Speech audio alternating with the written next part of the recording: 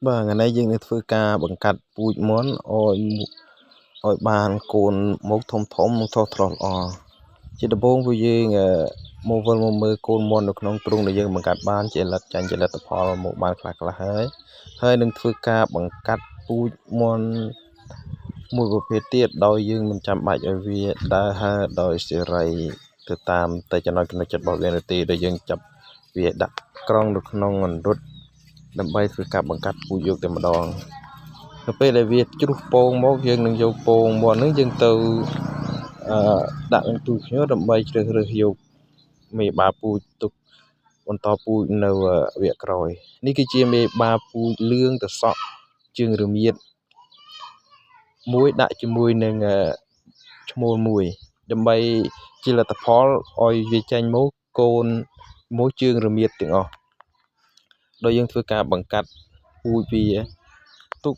បំរុងការពីការចាស់និងជរារបស់មេបាពូជនៅខាងមុខនេះគឺជាប្រភេទអាគោក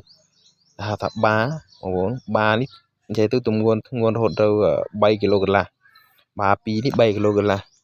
ដោយបាមួយយើងដាក់ជាមួយនឹងមេមួយបាមួយដាក់ជាមួយមេមួយអាបាមួយនេះវាទម្ងន់របស់វា3 គីឡូកន្លះដែរដាក់បង្កាត់ជាមួយនឹងមេពូជ2 គីឡូកន្លះបងប្អូន2 គីឡូកន្លះប៉ុណ្ណេះយើងអាចបង្កាត់បានហើយប៉ុន្តែចាំមើលលទ្ធផលកូនដែលវាចេញមកតើវាមានសភាពយ៉ាងម៉េច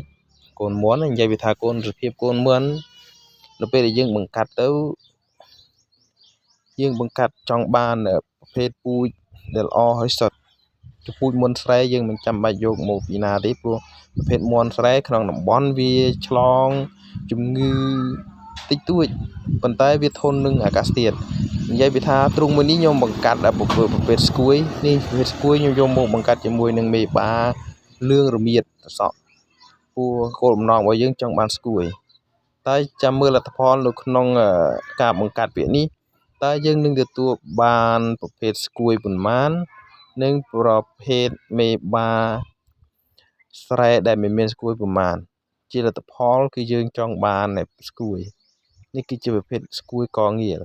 ប៉ុន្តែតើវាអាចនឹងមានកងាលដូចបារបស់វាឬក៏ដូចទៅមេរបស់វាច្រើនជាងព្រោះថាគោលបំណងយើងចង់បានស្គួយបងប្អូនគេថាមាន់ស្គួយវាមានតម្រូវការទីផ្សារខ្ពស់ហើយអ្នកដែលចង់បានមាន់ស្គួយក៏ច្រើនដែរពីព្រោះថាមាន់ស្គួយវាធន់នឹងជំងឺធន់នឹងអាកាសធាតុវាមិនងាយនឹងកើតជំងឺដូចប្រភេទបាដទៃទេរបៀបនៃការបង្កាត់របស់ខ្ញុំគឺយើងបង្កាត់នៅក្នុងទ្រុងឈ្មោះ